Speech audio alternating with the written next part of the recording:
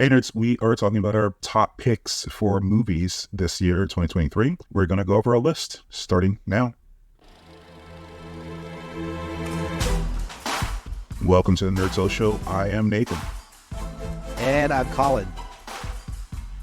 Hey, it's the end of the year, and what we'll try to do going forward is to provide our list of top movies and also television before the end of the year. Hopefully, we'll have things on our list that you might have missed so that we can bring your attention to. So, we're going to go down our list, our top 10 for the year. We actually don't have a whole lot of overlap on our list, so we're going to actually talk about 17 movies, so you get a variety in this discussion. But when there is overlap, what we'll do is if someone has the movie higher up in their list, we'll just touch on the movie, and then we'll have a more full discussion when it comes up higher up on the other person's list.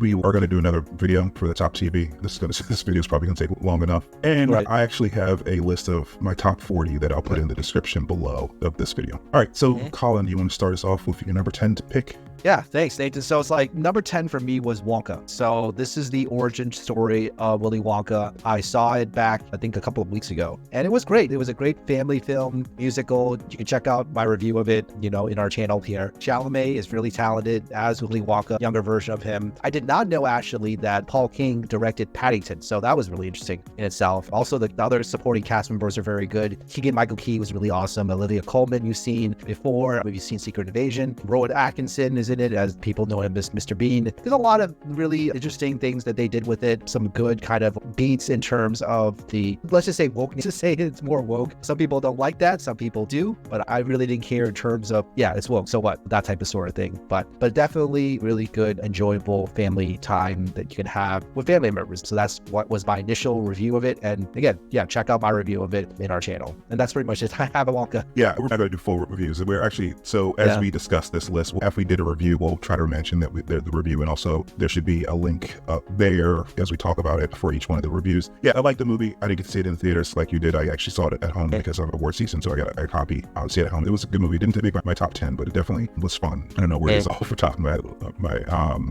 head, but it's a fun movie. I liked it. All right, so my number 10 is The Holdovers. It's a Christmas-ish film directed by Alexander Payne. It stars Paul Giamatti, Divine Joy Randolph, and newcomer Dominic Sessa, who this is actually his first film. He was plucked out of his high school drama department, and he does a really great job here. It's like a bittersweet Christmas movie. The performances are great by the three. It's basically, as the title suggests, people are held over during winter break. So Paul Giamatti plays a curmudgeonly teacher at a boys' private school. Divine Joy Randolph plays the cook, who also is spending the time there over Christmas for reasons that I won't get into. It will spoil plots of the movie. And then Dominic Sessa is one of the boys who are held over because he can't go home to his parents because of circumstances. Again, I won't get into it. It's sad in parts, but it's also warm in other parts. It's a really good film. I can imagine someone who doesn't like the saccharine Christmas stuff watching this every year. As it's not like hopeless, even though it has some sad parts. It definitely has some warm parts in it, and more like closer to what people say the season is supposed to be, as opposed to commercialization. And I guess if you're tired of like the saccharine stuff, I think it's a really good Christmas movie. Yeah, when I heard about this movie, it was really interesting because I was like, oh, this sounds like my experience in some ways, because I've had experiences where I'm by myself during the holidays. And also I've had experiences where I did go to a private school, and yes, I did, of course, and things like that. But yeah, I just found it very relatable to some of my personal experiences that I've had. So it's really interesting to see the kind of parallels. Yeah, it's a really good movie. I don't know if it's going to win. It's definitely not going to win Best Picture, but it's a really good picture. That's why it's so high. It's at the bottom of my list, but like I said, I have 40 pictures on my list. So it's in the top 10 is pretty high. Yeah, and I think some of the performances definitely will, if not win, they will get nominations. And I think some of them have already gotten some nominations, either from the Critics' Choice or the Golden Globes, and maybe they will get some SAG and Oscar nominations as well. So my number 9 is Pain Hustlers. This was a Netflix movie actually directed by David Yates. I think he directed Harry Potter as well. Stars Emily Blunt, Chris Evans, Andy Garcia, and Catherine O'Hara. And so it talks about Emily Blunt playing a single mother who's pretty desperate, and finds out from Chris Evans' character that there is this multi-level marketing scheme with this company, with this pharmaceutical company, and they end up making really major money, like a lot of money, and trying to bring in a lot of different people, like a multi-level marketing scheme, Ponzi scheme, and then it all collapsed after that. And so it is loosely based on true stories of how different type of pharmaceutical companies, along with strip mall doctors, they try to swindle people out of their health using painkillers. Really interesting in terms of kind of the relevancy of real life, but also exploiting the economic desperation of people. And it's not just dealing with people that are wealthy, but also dealing with people that are, again, in desperation, and not also people of color. Yes, you would think that people of color would be involved in this, but no, not necessarily. It's definitely a lot of life lessons and a lot of things that people will try to do in order to get ahead in life, and how like the horrors of capitalism affects all of us in a lot of ways. Catherine O'Hara was very funny in this movie. I didn't even recognize that it was Catherine O'Hara. And Andy Garcia is also like this eccentric, wealthy billionaire type. But I think that Emily Blunt and Chris Evans has a very natural chemistry with each other. I think at first I saw this previewed on Instagram and I was like, oh, this is interesting. And yeah, the premise of it, the dialogue between them two were really fascinating at first. So I was like, I need to check this out. So that's my number 9 movie of 2023.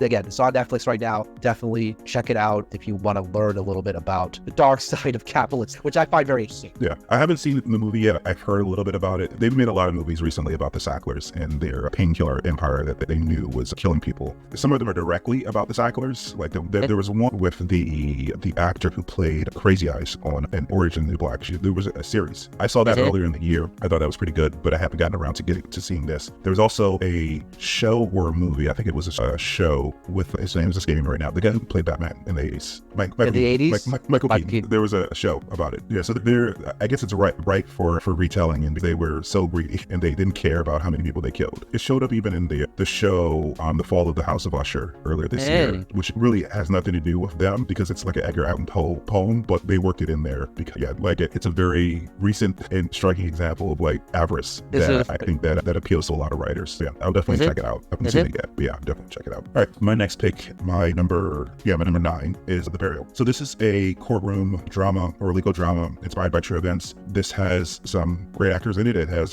Jamie Foxx as the lawyer Willie E. Gary. Tommy Lee Jones is Jeremiah O'Keefe, who happens to be the person that he's defending, or his client, who is a full pure home owner. O'Keefe lets Gary to sue a company called the Lohman Group after a handshake deal goes sour. The story unfolds with various legal maneuvers and character clashes, and I won't get into the ending, but I watched this only a couple days ago. Actually, I was sent it back in October for the awards consideration, and by the time I actually got around to it, I think you could actually watch it for free on Amazon Prime, and you can right now watch it for free on Amazon Prime. It's definitely worth your time. It's just interesting because there's a lot of racial dynamics within the movie. There's lots of racial discussions. I don't think it's much of a spoiler to say that part of the reason that the O'Keefe character hires Willie E. Gary is because the jurisdiction that he's suing them in, this large corporation in, happens to be in the black district, so the juror is going to be black and the judge is going to be black. The large corporation actually hires a bunch of black lawyers too, and Journey Smollett plays the lead attorney on the other side. So the conversations are far more nuanced than you would think. We have a black team going against another black team, and race does come up even in the arguments, even though it's a handshake deal between two white guys, basically. So it's a very interesting where the case went, and it's all set in the 90s around the same time as the OJ trial. So that's been the backdrop, and kind of see clips of that in the background as well, and speaking to the racial tensions around that time. It's a really great film, and it's also funny in parts because Jamie Foxx is in it, and he plays like a larger than life attorney. Yeah, but he Johnny Cochran in some ways. Johnny Cochran, and Johnny Cochran is kind of name checked into the movie as well, but he's not playing it for life. He's playing a real person, and his flamboyant, like, big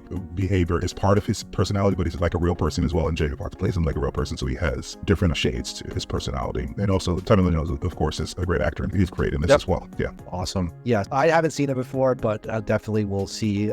I'm not a big fan of legal dramas, but my favorite legal drama most ever is actually A Few Good Men. I'll watch it all the time. It's just so well done overall, like the back and forth and stuff like that. But that's like my favorite all-time legal drama. So moving forward, so my number 8 is actually Guardians of the Galaxy Volume 3. We reviewed this back in May with I think all three of us. John, you and I reviewed it back in May, and we all really liked this movie because I think that it was a fitting conclusion to the Guardians of the Galaxy. They built it up that way. It's like a farewell for James Gunn as well. And I was a little bit disappointed in that it didn't really connect with the holiday special that much. The holiday special was like a little bit of a separate deal compared to this, and also it didn't really connect with Thor either because we knew that we saw them in Thor as well. So it's like these separate adventures in some ways. But other than that, it was still pretty good by itself, and there was a very compelling story overall evolving around Rocket Raccoon. And yeah, overall, definitely a very fun time in terms of how solid Marvel is. And we've gone on endlessly about how it's been very uneven, but I think that definitely this movie was on this more solid side of the ones that we've seen so far. And again, there's definitely a lot of trigger warnings in terms of the animal cruelty part of it. We did address that during our reviews, but definitely still a very entertaining movie overall. Yeah, like you said, we reviewed it earlier in the year. Our review will again be that way. It'll be over there. Yeah, I like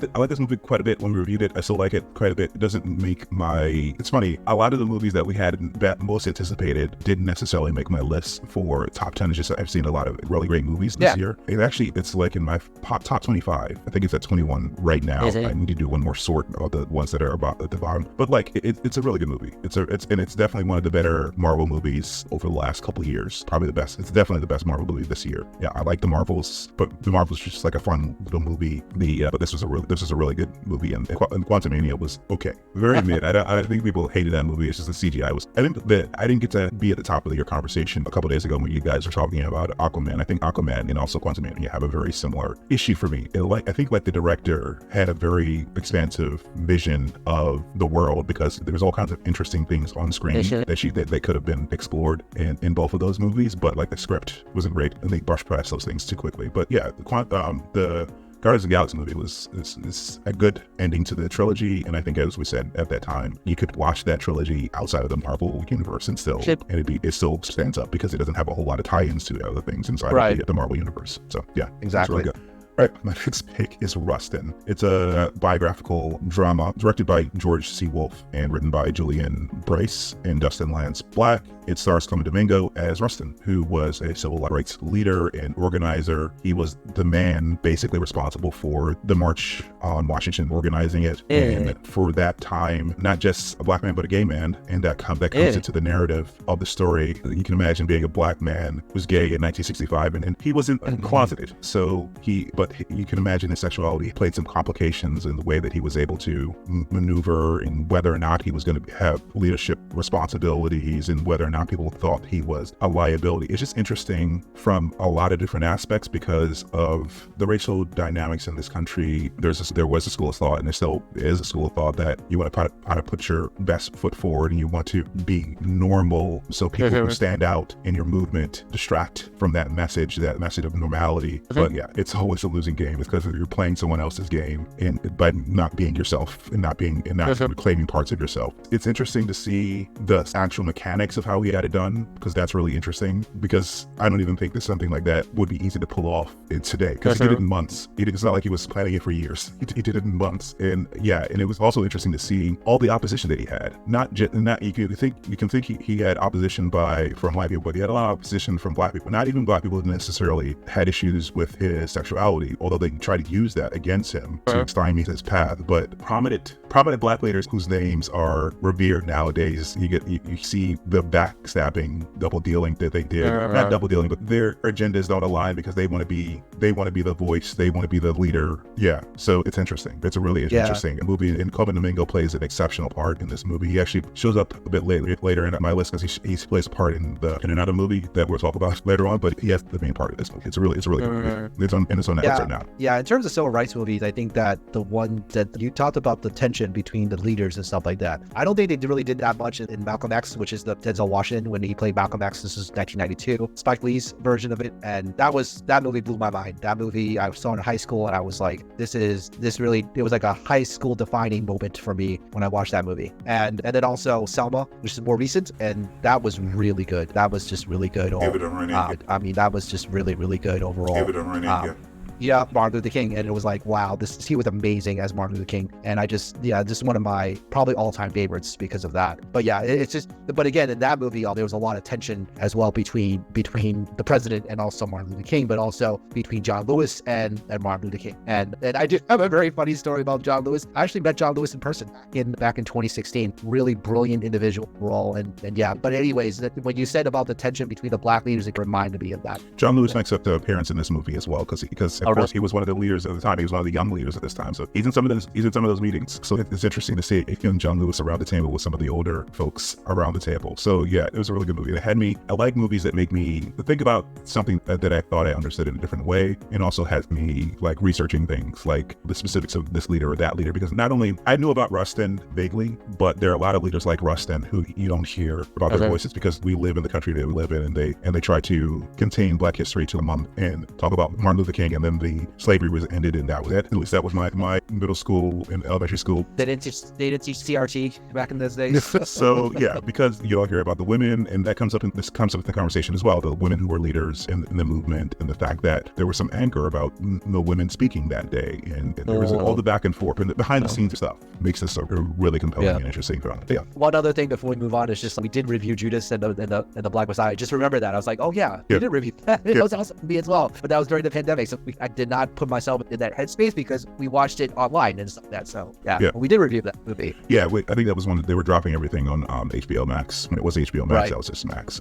Okay, moving on to number 7. This movie was actually in my list at the most anticipated of 2023. It's Mission Impossible: Dead Reckoning Part 1. And we saw the previews a bit of Tom Cruise flying through the air in the motorcycle, and we're like, oh, what's going on here? And definitely some great performances here, but I will let Nathan do it because this movie is further up on his list. So I'll defer to Nathan about this, but definitely the motorcycle scene. Haley Atwell was awesome in this movie, so I loved her in this movie. But that's like my thoughts of it. Yeah, we'll talk about it in a bit. It's a little higher on my list, but it would, like you said, I think it made both of our maybe both of our most anticipated lists. I have to go back and see, but I didn't get to this until later in the year, and it was better than I thought it was going to be. But I'll get to that. I told you. All right, the next one on my list is actually American Fiction. I reviewed this a couple weeks ago. I saw it about a month ago. I think it came out in theaters last Friday, last Friday, and then the Friday before Christmas, it went wide in more places. So yeah, describing this movie is difficult, and actually you should go and watch my review. But generally speaking, it's about an academic who is fed up by the publishing world, and he creates a book that is meant to like scare and lampoon what the publishers want from Black writers. And unfortunately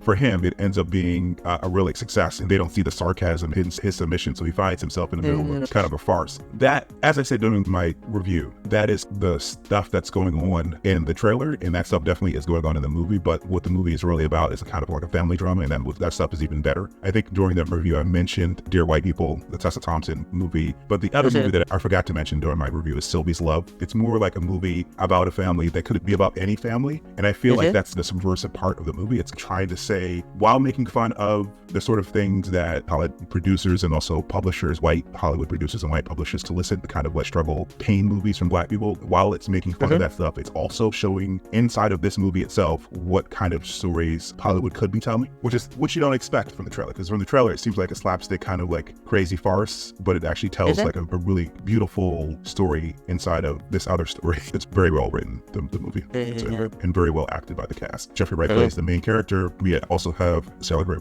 K. Brown as his brother, Tracy Ellis Ross as his sister, Leslie Others as their mom. So yeah, it's a really good family story. Definitely. Yeah, I haven't seen your review yet, so I'm gonna hopefully check it out within the next couple of weeks. So you'd have to go and see it. No, actually, my review is a spoiler-free review because I know that I saw it at home and I saw it weeks ago. But as we see movies earlier and earlier, I try to post spoiler-free reviews because the only way you could actually see this right now is actually if you go to the theater to see it, which I do. Okay. Yeah. All right, number 6 on my list. This is part of the Barbenheimer dualities. Number 6 is actually Oppenheimer, again directed by Christopher Nolan, starring Cillian Murphy, and so this is definitely an ensemble cast. I enjoyed it a lot because there was definitely some things that I did not know about. I knew who Robert Oppenheimer was, father of the atomic bomb, beforehand, but it's definitely an art piece, let's just say, and it does drag a little bit, but it's definitely some dramas within it, and there's definitely some twists and turns as well. And overall, I did enjoy the movie. It's not as much of a historical drama as I thought it was in the realm of Oliver Stone or like Aaron Sorkin or something. No, it's not like that.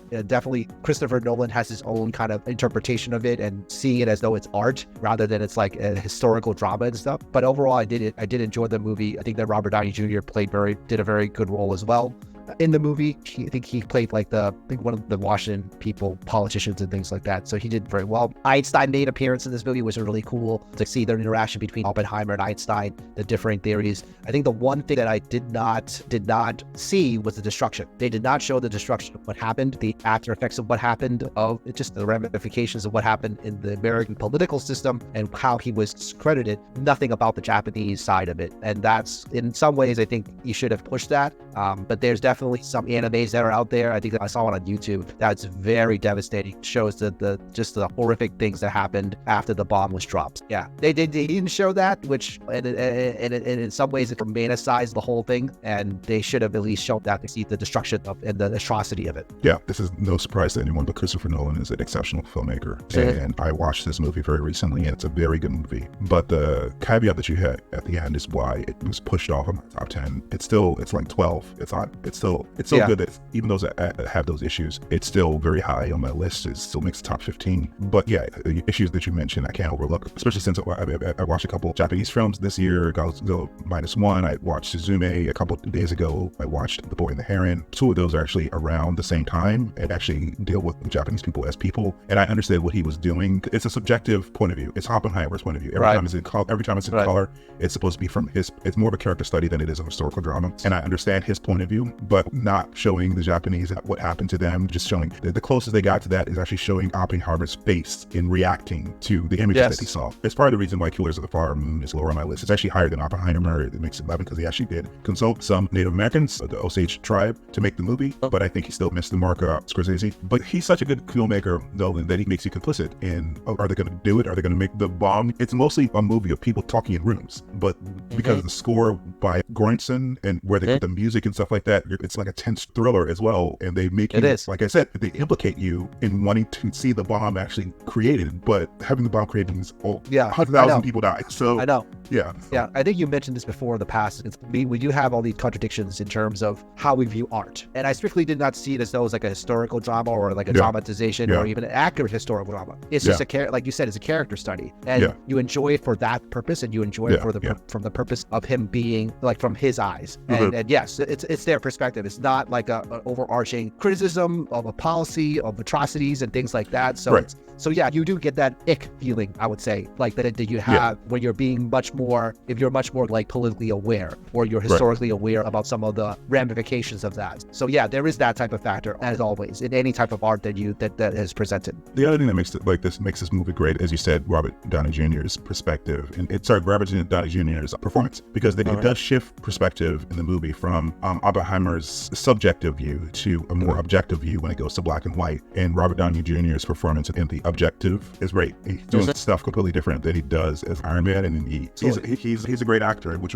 people you've known for a while, but he will probably get some nominations for Best Supporting Actor and probably will win Best Supporting Actor based on this. Yeah, it's a great movie. It's just like I said, there's some problematic elements, like you said. Yeah. My number 6 is, as Colin mentioned, Mission Impossible: Dead Reckoning. It might not have been my most anticipated because I'm a little exhausted a bit with Tom Cruise. And I know Top Gun did make my list when we were talking about it, but I think I was telling Colin after I watched this movie that I can't deny how good it's a really good action film, and you can go back to every kind of beat, and you can go back like this is like a small part of the movie, but it's just something I hadn't seen before, like a fight. If you've ever been to like a European city, these buildings are so old, they were made before like codes and things, so like they have these small little alleys and things like that. There's this fight within a small little alley, which is like something I've never seen on film before, and just this is one of the set pieces that's just cool. It was just cool to see. And actually, I think Barbie is higher on my list here because I think it has more lasting resonance with me. But like when I watched it, I think I enjoyed this more than I enjoyed Barbie. Tom Cruise is doing the thing that Tom always does. He's charismatic and everything, but Halle Atwell, like you said, is exceptional in this movie. I didn't watch the previous movies, but I know there's some bristling online about things that happen to other female leads in this movie without giving things away. But yeah, it was a great movie. The set pieces, that thing on the train, man. There's so many things on the train, but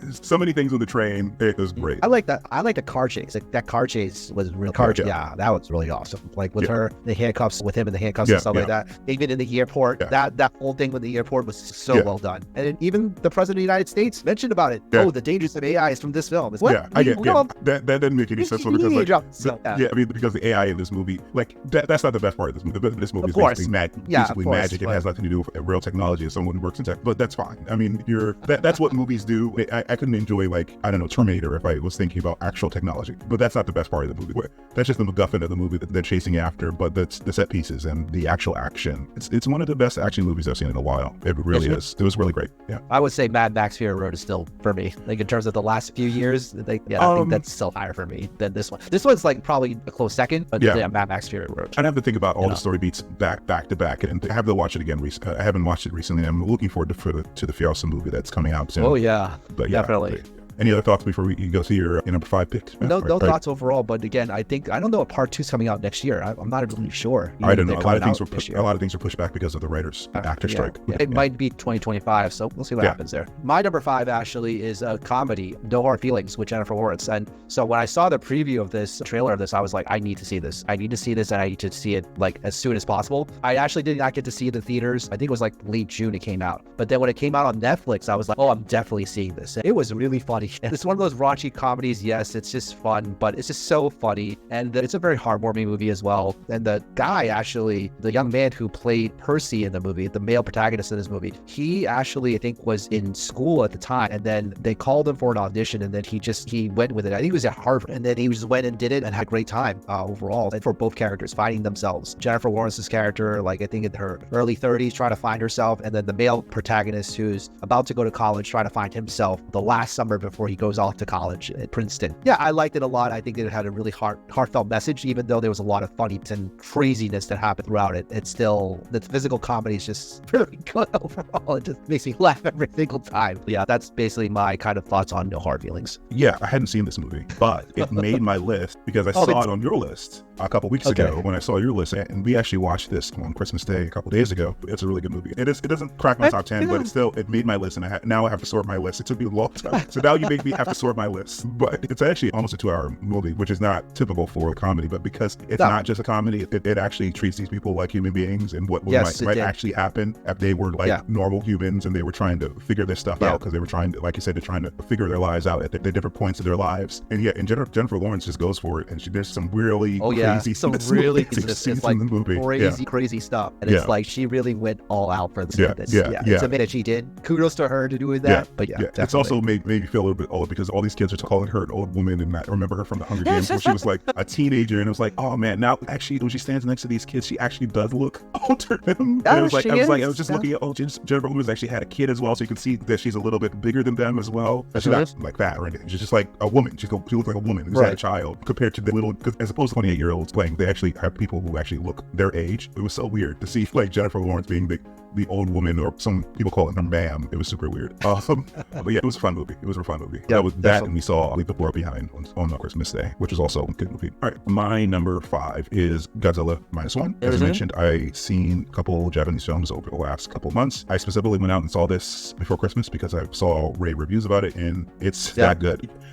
It wasn't even something that was on my radar because American Godzilla films are so ridiculous and stupid, and it's getting back to the metaphor that Godzilla is supposed to be like a metaphor for the atomic bomb, which we talked about a little bit when we talked about, not a little bit, it was the main focus of Oppenheimer. But from a Japanese perspective, seeing this movie, and that's about a kamikaze pilot who doesn't go through with his mission, and Godzilla basically stalks this guy throughout his life, and every time he sees him, he takes something away from him until a confrontation at the end. It's a really good movie, well acted, and they make Godzilla seem far more scary than I've ever seen him in any other like American Godzilla film. I'm not even sure how they're going to do the Godzilla. Like they have a new Warner Brothers is a new Godzilla Kong movie, which looks like a cartoon in the trailers compared to this. This is a really good movie. It only got beat out by some things or higher up on the list because those things are exceptional, but it's in my top 5 for a reason. You will cry. If you don't cry at the end of this movie, you don't have feelings. If you don't cry, not just at the end of this movie, there's multiple places where you could cry in this movie. Acted, written, special effects look awesome for something that only cost $15 million. Now again, I think someone else has noted that there might be some working condition issues in Japan, so I don't want to be one of those people who say, oh, why can't they make movies for that cheap here? It might be because they're not paying them well enough there, but this only cost $15 million to make, not $200 million, but it looks like it cost $200 million. It looks really great. Just similar to another movie earlier this year, The Creator, which was made for $80 million,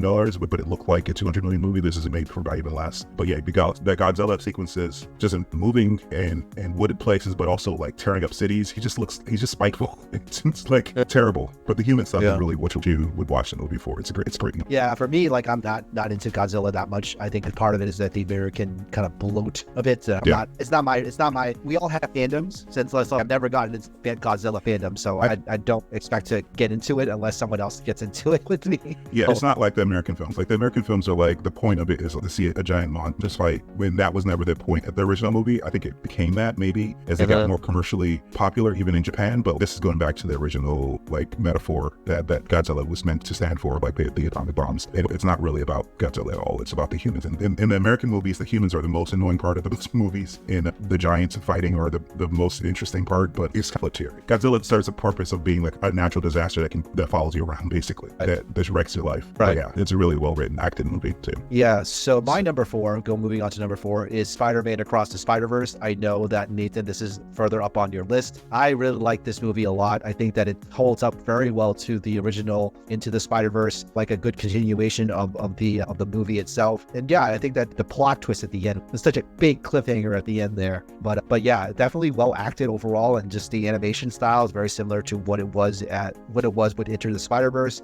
And you get to see a lot more of Miles's relationship with Gwen, and that was really cool as well to see that aspect of it. And yeah, this is a straight on continuation of the first movie. Even though it took for 5 years for it to come back, it's still a very good kind of revisit of the original one. And then to see it, and it's okay if you see it as one long movie so far. I wouldn't begrudge to do that, because it definitely is definitely that good. Yeah, it's a good movie, and like I said, we're going to talk about it a little bit more. And also, we did a review of it. We'll put a link above, or put a link up later on. But yeah, it's a good movie. We'll talk definitely about it more. My number 4 is Barbie. I think earlier this year it would have been higher on the list. Number 4 is still pretty high on the top 5 list, but there's some things kind of at the end of this year that kind of pushed it down. I was telling my wife about this the other day when I saw one of the movies that pushed this down. They release all these movies at the end of the year. I think that they're definitely playing for awards and recency bias, like Human Psychology, recency bias. But like a good movie, it doesn't really matter where you release it, because my number one pick did not come out at the end of the year, and it's still my number 1 pick. A good movie is so good that you don't forget it. So I wish they would spread these out. And I wasn't sent like 66 movies to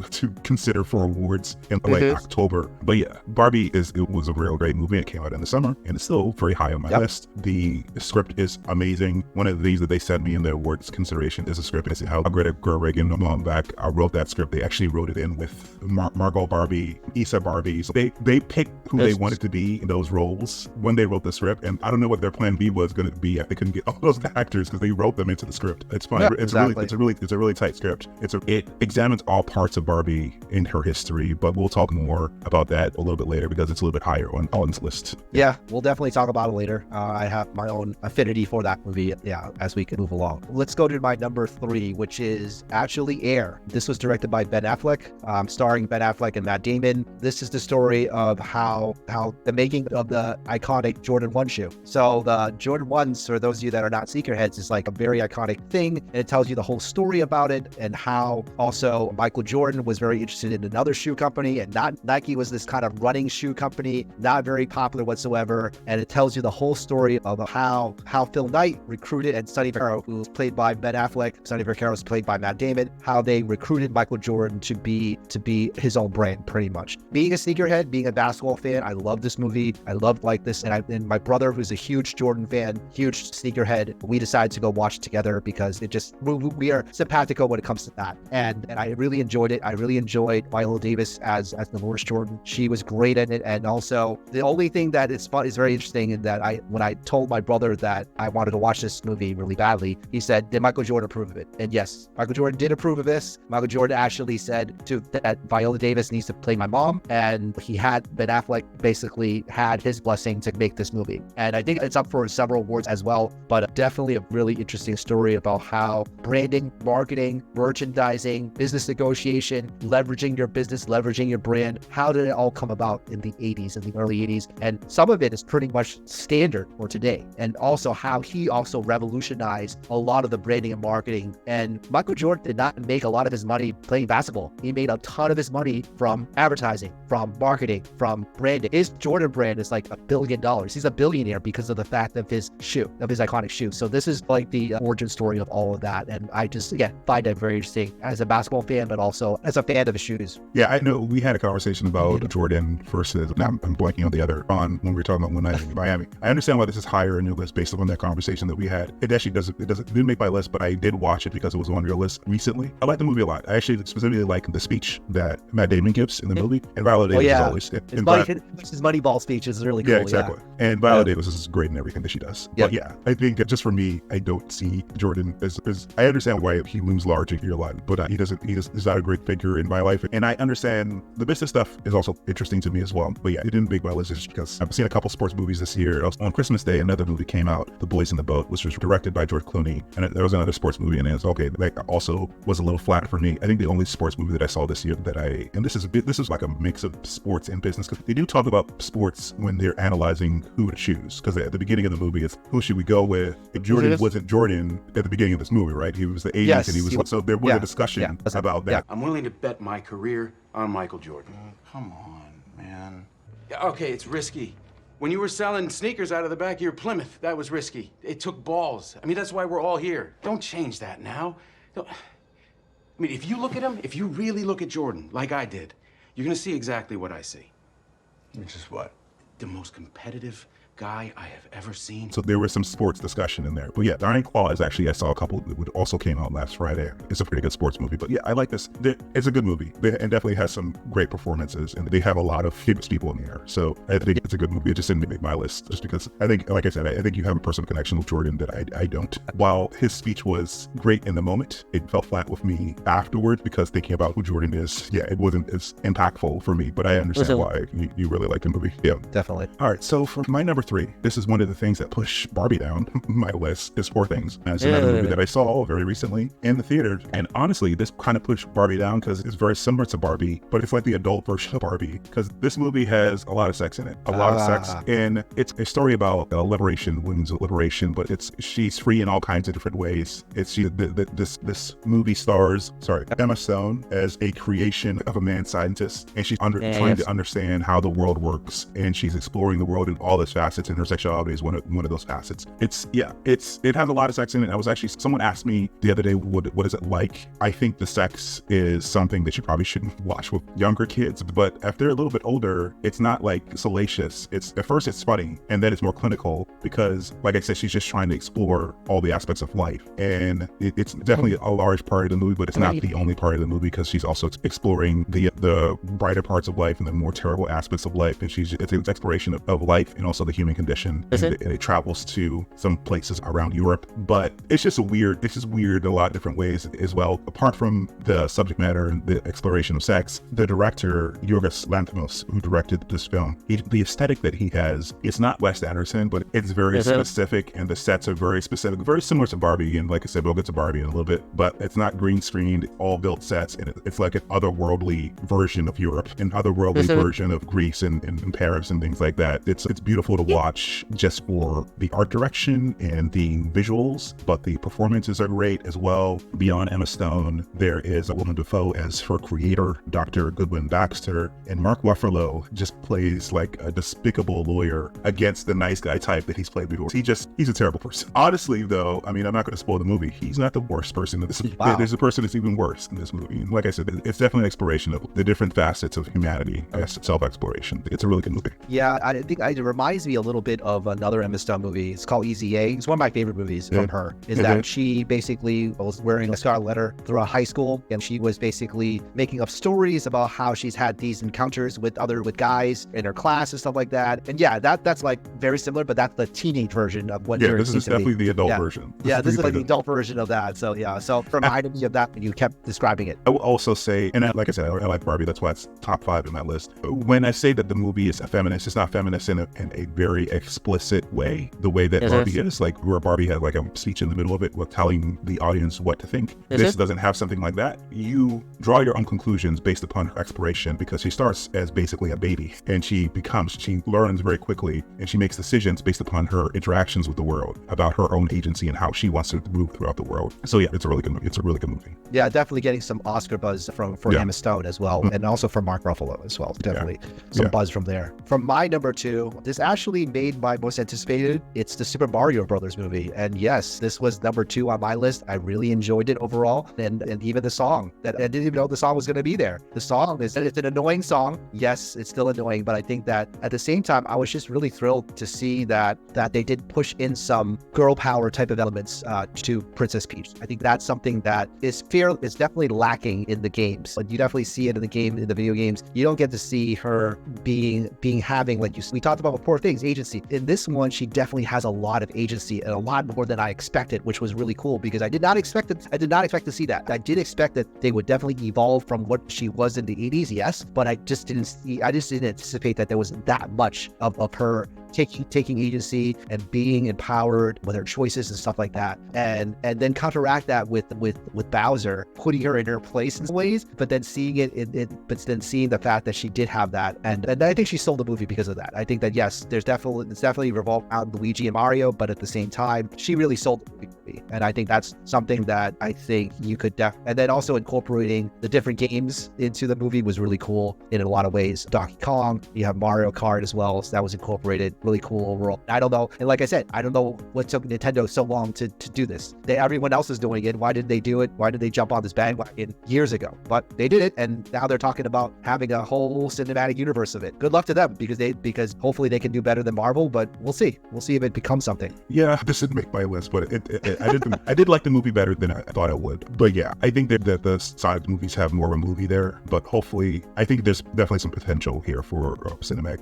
universe, especially since, like I said, in the movie they touch on a bunch of other games, not just Mario games, but like I said, Donkey Kong as well. And depending on what the scripts look like, I know that song has delighted lots of kids around the world. It came up a lot over the last year or so. And it's a lot of kids' favorite movie as well this year, because it came up in conversations that I had with kids during the summer when I was teaching. So yeah, it's definitely enjoyable. But yeah, I think the Sonic movies are a little bit better.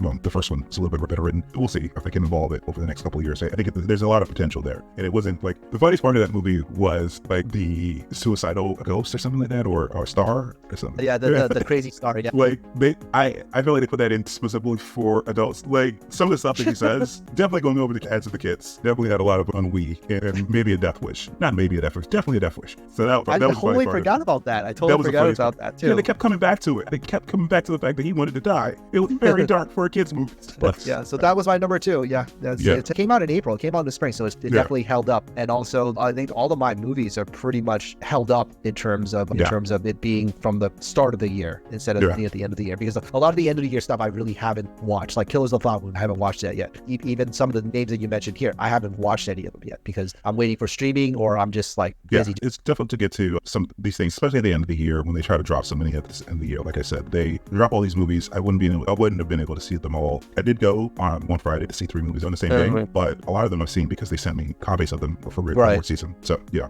All right. And speaking of that, my number 2 is The Color Purple. I got sent a copy of this, but I saw it in the theater a couple weeks ago, and our review of that, I keep putting it in the wrong corner, it should be up there. It happens to be I was just looking at the numbers, the most popular thing that we've produced on our channel so far, with over 2,000 views and counting, because that's amazing. Yeah, go check out our full review of that, and we should probably do a follow-up, a spoiler review. So I'm not going to spend a lot of time on this movie, but I will say that it knocked a lot of things down the list when I saw it a month ago, just because it's just a joyful movie.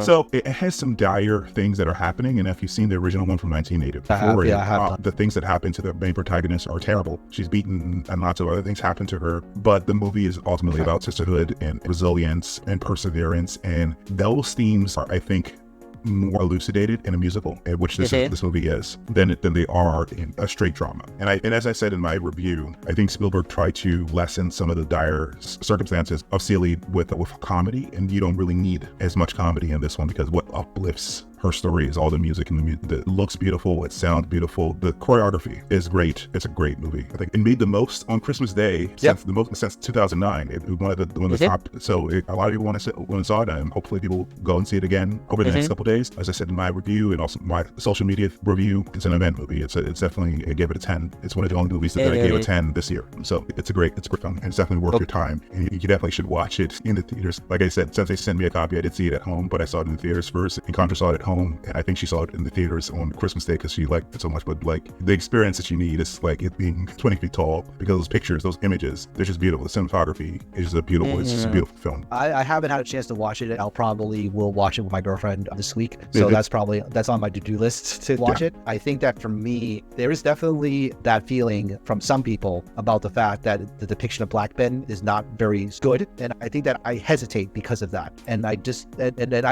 want your opinion about that. that part of it as well. I will say that I hadn't seen the original one, and I mentioned this in my review as well, which some black women came after me. Which I have seen. I've seen the original. Yeah. Yeah, in the comments. And after watching the movie, I did go back and watch the original. I can understand what the concern and the gripes were back in the 1980s. I think part of it was that there were a lot of different things. And in my review, I linked to a story done by NPR that goes back into the history of the backlash in the black community from black men. There were a lot of different things. And you had a white dude directing this film because people like Spike Lee was like still in school. There weren't like a bunch of prominent black directors who could have directed this. So you had Steven Spielberg directing it, and he probably wasn't as a black director might be to some of the concerns of the black community. They haven't changed Mister in this movie, but they do have his viciousness is what I mean. They do have more nuance. It's more nuanced and it's more sensitive to full roundedness of him as a human being. And all the men in this movie, there's more roundedness of the humanity of the black men in this movie. So I think that on that score alone is an improvement over the Steven Spielberg movie. Okay. So yeah, I think that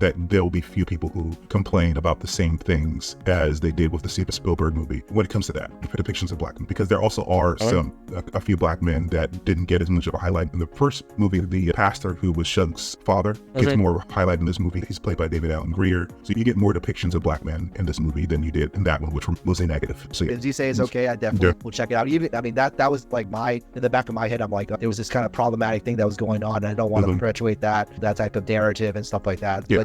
But hearing it from your perspective, I definitely appreciate what you have to say about it. This movie was directed by Blitz Alazue, who's a Ghanaian black director. I think they aren't disabusing the original movie because it's some people's favorite movie, but they did make some adjustments because it's through the lens of a black man as opposed to a white Jewish guy who did his best. Because it's still a good movie, but it's not.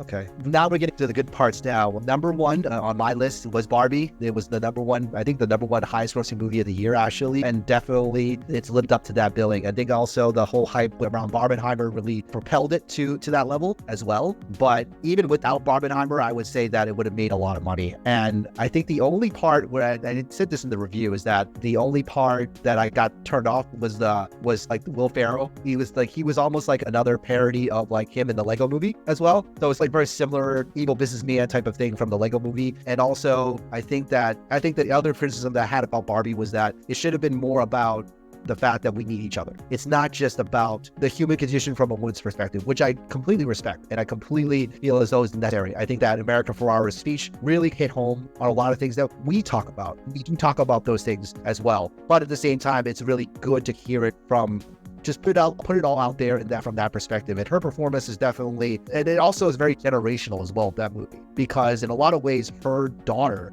Ariana Grande, the same actress who was in Ahsoka and also in Infinity War. And her daughter was like the anti-Barbie. And then Mary Ferrara's character was more of I grew up with Barbie. It was great for me. It was a great experience. Even though I saw her as like this white figure, I still have some really fond memory of it. So I think that I really connected with her because I feel the same way. It's like, yes, I do understand that in a lot of ways that there's a lot of mixed messages that can be from her, as a symbol, all those mixed messages and things like that. But at the same time, I can strike a middle ground in a lot of ways to not be like her daughter is like, oh, I'm very anti. And then even toward the end, she finally realized she wasn't like that. There was a deeper message that she missed. And I think that her mother was trying to convey that message. I found that really interesting, like from that angle, from the social consciousness angle of it. But of course, the music was great. The casting was awesome. The set pieces were awesome. All those things were awesome. There's actually memes that were created as well. The famous meme where Ryan Gosling pops up out of nowhere and she's like, like that. Great. Like it's just become a cultural phenomenon because of all that. So it's just all of that come together has to make it number one because of all these confluences of things. Crazy Barbie, Kate McKinnon was great as Crazy Barbie, all these type of things. And then also the inclusivity, you had Issa Rae, you had Simu Liu, you had Bensley Kings-Adir. It's like all these different types of characters. And then you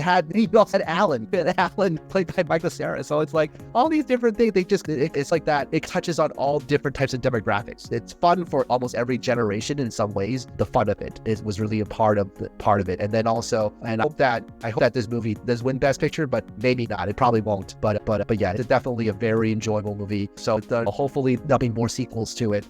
But also I think that Greta Gerwig and Noah Baumbach, Marriage Story is one of my favorite movies ever. It's definitely really up there in terms of it's not just about feminism. It's just a fun time, but it's also about kind of like striking that middle ground and understanding women overall. So I really liked it from that standpoint. Yeah, like I said, it only got beat out by things that I saw more recently, and of course my number one to the core, which we'll get to in a bit. But it was very high when I saw it. It's still very high on my list. It's a great movie. Someone was commenting recently, and I forget where I heard this, like the musical is back. There's a lot of musical movies that came out this year, and they were all pretty good. I don't think any one of them were bad. Wonka didn't make my top 10, but Wonka was a good movie. And then Color Purple, and then this one was a musical movie as well. It's less of a musical than the Color Purple and Wonka are, but it's still definitely a musical movie. And some of the most fun parts of this movie is the music. And as the advertising says, I don't like to necessarily quote advertising, but when it's right, if you hate Barbie, you like this movie. If you love Barbie, you like this movie, because they examine all aspects, the good and the bad, of Barbie's history, and give a fair hearing to all aspects of the adult. I think Kevin Smith was saying this a couple days ago. This is better than any movie about a doll should have been. Like, you can only get a good movie like this if you get the studio and also the toy company to back off and follow the vision of the creator, like Greta's vision. Yeah. She's not 100% responsible for the script. Her boyfriend Noah Baumbach is responsible for the script as well, but she's the director, and she's responsible for all those visuals and all the direction, and the world that she creates. The Barbie world is very evocative and very pink, and you love it. I think I watched this movie 2 or 3 times a year already. So yeah, and I own it. I bought it after it. Like, if they send me a lot of movies, I bought this one. It's on Max now, so I wait till streaming, so I'm going to watch it again. So I haven't watched all the special features and everything. I bought it because I wanted to know the behind the scenes stuff. So yeah. Awesome. It's a really good movie. All right, and my number one is, we talked about this a little bit earlier, is Across the Spider-Verse. This movie is exceptional, and it was exceptional when I watched it. It's exceptional now. It's one of the only movies this year that I gave a 10 out of 10, I think, in our review, which I'll link above. I said masterpiece. It's still a masterpiece.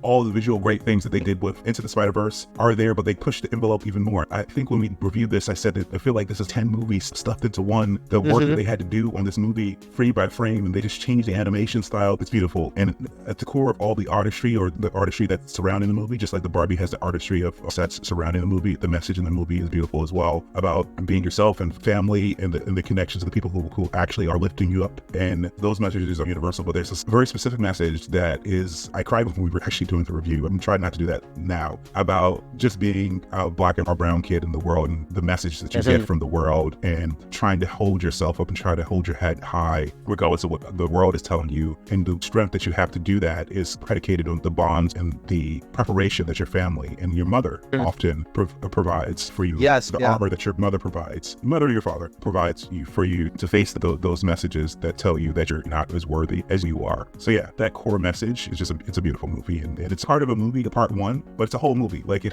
has a arc inside of the movie. If this was like a movie that just ends, and I didn't see Rebel Moon, but people tell me Rebel Moon just ends. If this was a movie that just ended and you didn't know what was happening, there's definitely stuff that happened, that stuff that you want to know about in the second part whenever it comes out. But there's a whole arc in this movie, and it's so good. That's why it's at the top of my list, number one on my list. Yeah, the continuation of it was really good. Like I said, the visuals is awesome. But I think that I have played the PS5 game. I played the first Spider-Man PS5 game, spent some time playing it throughout, and they did definitely sprinkled in a lot of the Miles Morales plot into it. I'm now into the Spider-Man Miles Morales game. I haven't played the whole thing through yet, so I'm looking forward to playing it through. And also, I've also bought Spider-Man 2, so I'm looking forward to playing that as well. But I think that there's some similarities, parallels to what you just said about motherhood to the first game, and how Miles interacts with his mom. And I'm not going to spoil the details. Whoever who did not play the game yet, I'm not going to spoil the details of it, but they definitely, that familial bond that you see, you reminded me of that familial bond between his mother and him, but also you definitely see it in the game as well. So it's, even the game storytelling is like really awesome for a video game. It's really good. And so I think that they've really done justice to this character to carry on the legacy of Spider-Man, and it's to create this brand new character in its own right as well, who is really awesome, and it really speaks to a generation of people. So in that sense, I even bought the Miles Morales Jordan sneakers. So I bought those because it's iconic. He's such an iconic character now. So I embrace him just as much as I do Peter Parker. And that's true for a lot of Spider-Man fans as well.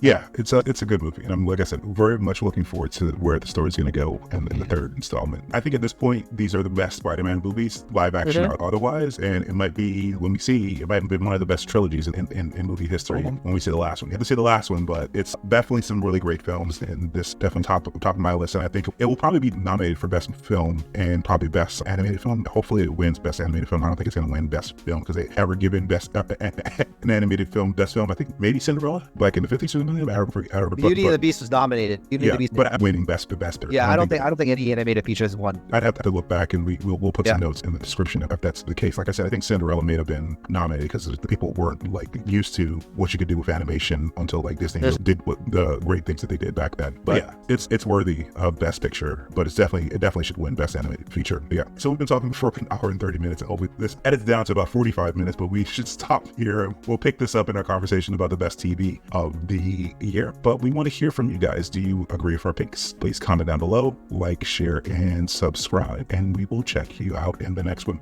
All right, check out some of our reviews of some of these movies as well. All right, bye guys. Bye.